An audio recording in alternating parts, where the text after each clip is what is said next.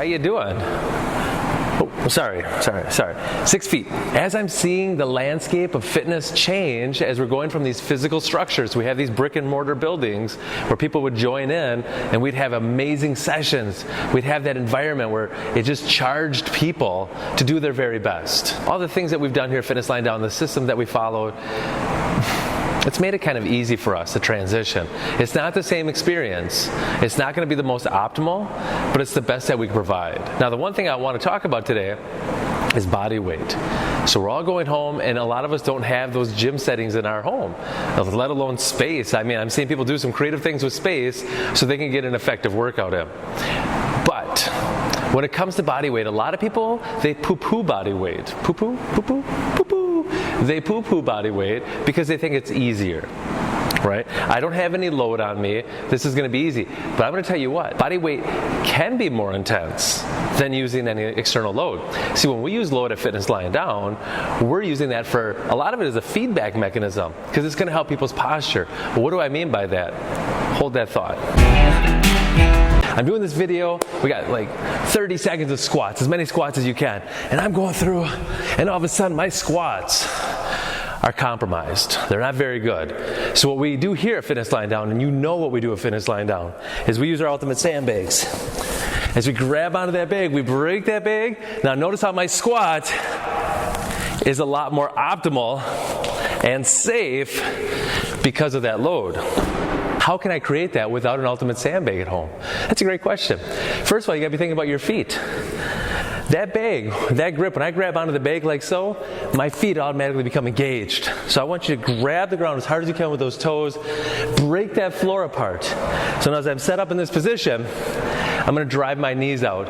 So as I go down my squat, I don't want to go fast because I'm not creating as much tension. It doesn't mean I have to go super duper slow either, but I just want to generate that tension as I drive out, rise back up. The squat is so much better as I push that floor apart, drive my knees out, and I can maintain a better squat. So thinking about those feet is going to help with your squat. Thinking about those hands. So what I see a lot of people doing as well is when they go into reverse lunging, or any kind of lunging, their feet, not even present. Their hands, balance act. So they're the airplane, they're stepping back, falling over, back up, stepping back, falling over. Now, our ultimate sandbag in that front loaded position is going to be a great spot. If you have a kettlebell, another good way to add that tension. So I'm getting the benefit of the load, yes, but I'm also creating that tension. So with my reverse lunges, take those hands down at your pockets if you got body weight, make those fists, slightly turn those pinkies in. So I want to think about a $100 bill in this armpit. I'm going to seal that up so nobody can take that from me. I'm thinking about my feet. Grab the ground. So even before I take a step back, I'm pushing into the floor. Drive it. Now as I step back into that lunge, pushing into the ground, what happens when people come up from this position? A lot of shoulder shrugs. So I got to keep pushing down into the floor so I can negate that, so I can avoid that completely. Stepping back, so I drive, press to come back up.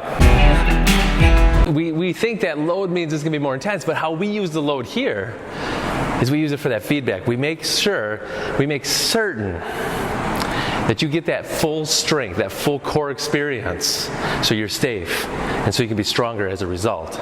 With that body weight, you have to create your own tension on. That can be really challenging. So you got to be thinking about all 5 fingers on each hand, all 5 fingers on each, all 5 toes on each foot, and you're grabbing. So you're making those fists, and I don't want to see those pinkies turned out. We need to see those pinkies turned in, because that is an automatic response to that lat, which is a huge core muscle in the upper body, and it helps to set that stage. So we're stable, we're strong, we're awesome. Body weight training, don't poo-poo it, don't rush through it. We're at a time right now where we have to make a little bit of a change, we have to adapt, and we could still get better because of that. But you got to be smart. Stay smart, all right? So from me to you, you know what, you guys? Thank you. Thank you.